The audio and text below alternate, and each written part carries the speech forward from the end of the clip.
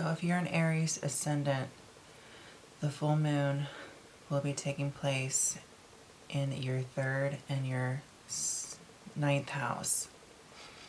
The full moon is between the sun in Gemini and the moon in Sagittarius. So what I can say about this is there's going to be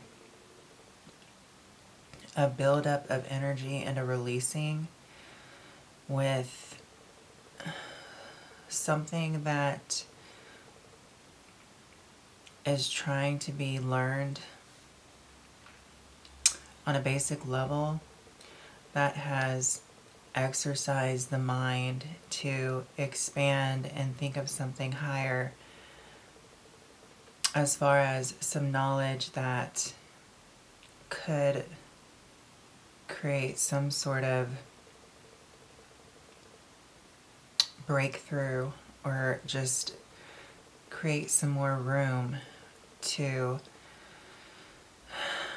disseminate and understand some knowledge that was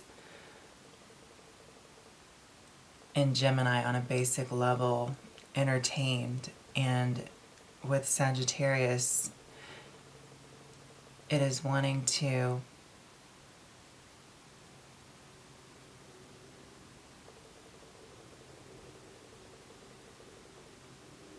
branch off and to expand the notion of this simple interest that has been superficially managed into taking it and looking at the greater detail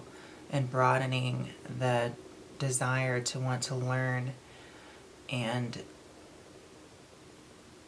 create more awareness around this need to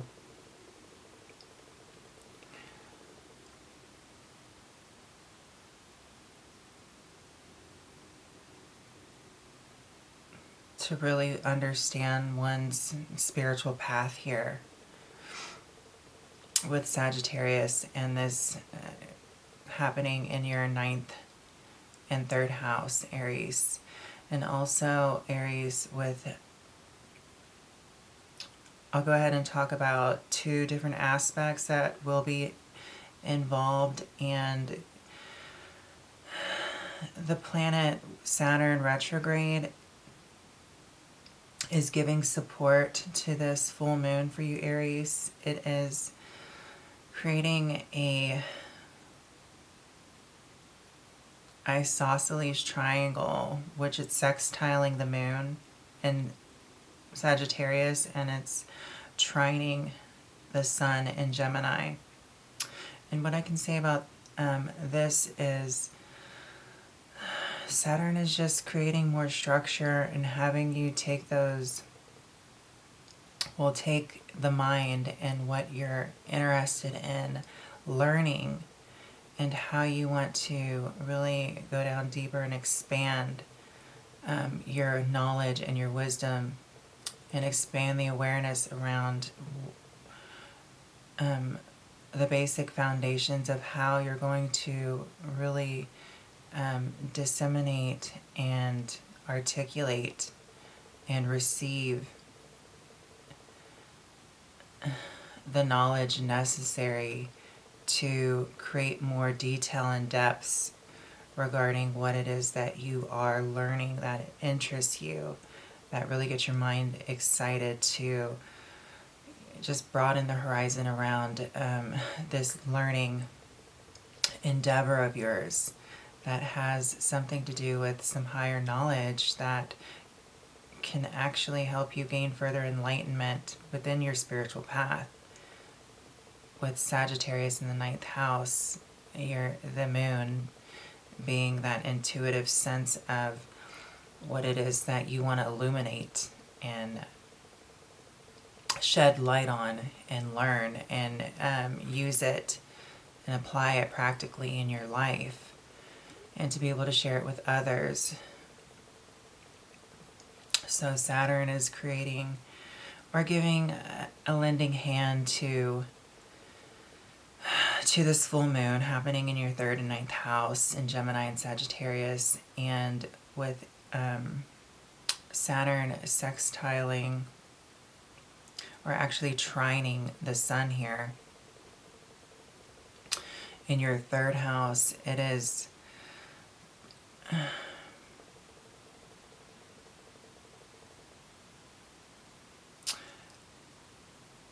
it's taking the blinders off of what the information that is useful and that can be stored and applied practically to help you gain further detail and make better sense out of what you want to learn big picture wise with Sagittarius. So Saturn is just making everything really kind of simple and practically understood here. And the other planetary aspect that I want to talk about is Neptune. And Neptune is in Pisces, and this is your 12th house, Aries, and it's creating square aspects to both the moon and the sun. It's squaring this full moon in Gemini and Sagittarius. And with this mutability factor being challenged by Neptune, Neptune is making the reality of this really excited, deep sense of learning on your spiritual path. It's making it seem unreachable or unobtainable, or it's making the square with Neptune and Pisces, it's making it seem as if it's too far out of reach, or you're too out of touch to really grasp this exciting, curious nature, to want to exercise the mind and learn on a basic level what is of interest, and to take that and broaden it and really go into depth and receive a sense of enlightenment from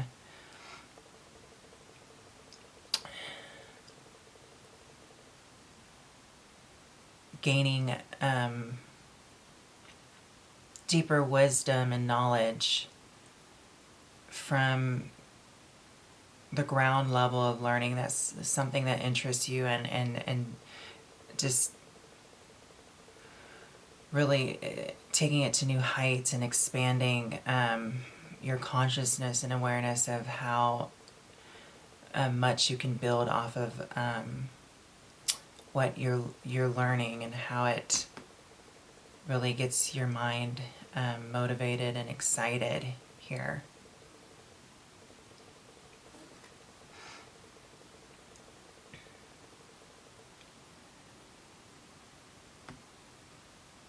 And Aries, with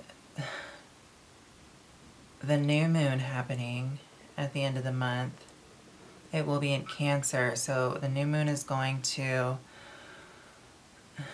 take place in your 4th house. So this is going to be the sowing of a seed and the start of having something be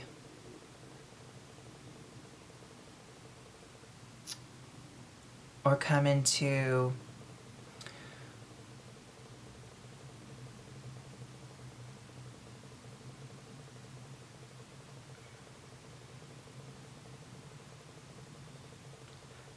focus with the new moon. It's the start of something. It's planting of a seed, an intention. So, with this in Cancer in your 4th house, with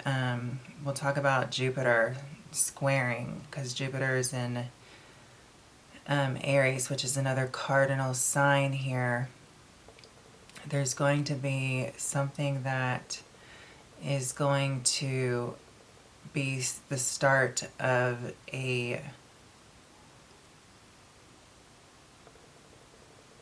something is going to test your faith here with Jupiter, and it's going to be the start of something that is going to make you re-question your faith and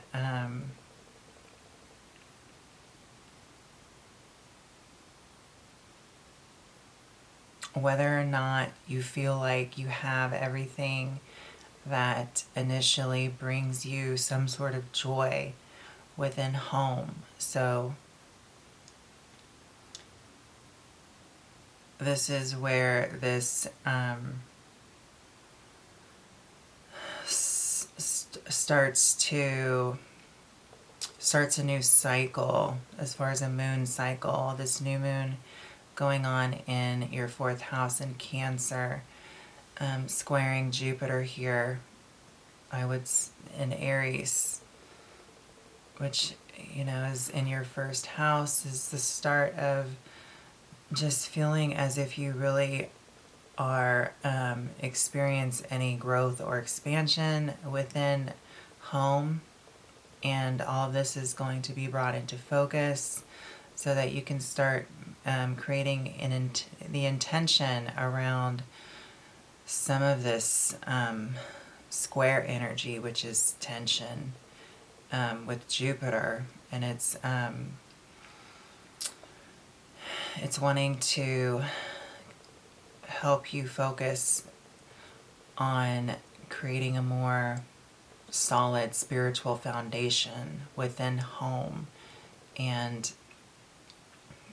wants you to take a look at that.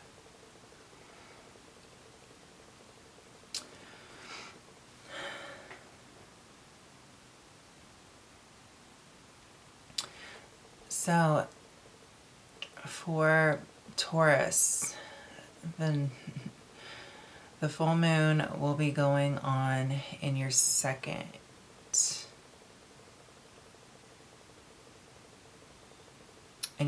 house of Gemini and Sagittarius. So there's going to be this building up point in regards to whether or not you feel abundant or you feel valued here. And this is going to bring up a lot of power dynamics between your capabilities and whether or not you are efficient or not without others. So the aspects that I'm going to talk about is the support that is being received from Saturn retrograde in Aquarius, and it's creating a sextile to the moon with this isosceles triangle, and it's creating a trine to the sun. So Saturn retrograde is helping kind of ground this full moon and making it constructive. And this is giving you the ability to really think sound and practical about the whole dynamics of the resources you're gaining and your level of worthiness to be self-sufficient, opposed to how much do you need others in this whole power struggle here. And with the other planetary aspect that I'm going to bring up is Neptune, because Neptune is squaring both the sun and the moon here in Pisces. And this has everything to do with mutability. So there's a lot of, there's a challenge, there's a call to action in regards to how adaptable you can be to the changes here, and whether or not you can rise to the occasion of having this faith and this ability to go with the flow right now. with Neptune retrograde,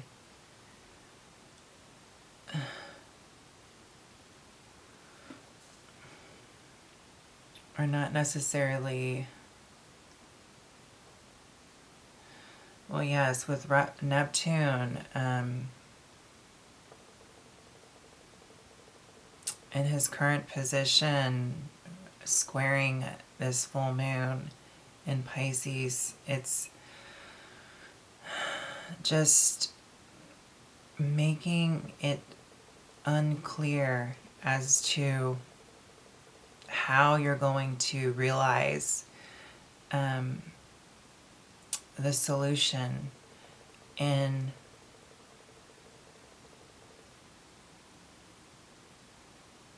creating better self-sufficiency and utilizing your own resources so you're not overextending or creating any dynamics of loss because you're being caught up in this dynamic of something coming to a head regarding you and other people's resources. So it's creating a lot of haze around your own self-sufficiency and your own resourcefulness.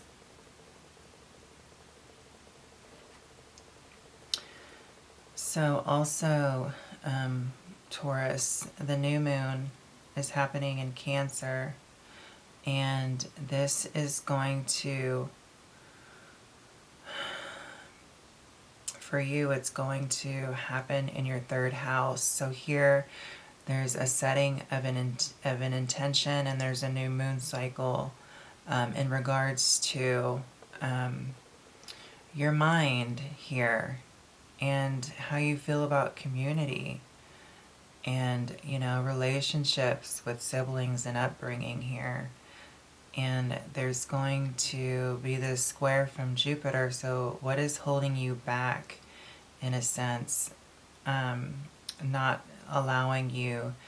to initiate this expansion of how you want to really manifest some joy and abundance in your life here with Jupiter, and feel as if you're spiritually in sync with your lifestyle and connection to community, and how this is all registering in the mind here is going to be an opportunity to really bring this to awareness and plant, this seed of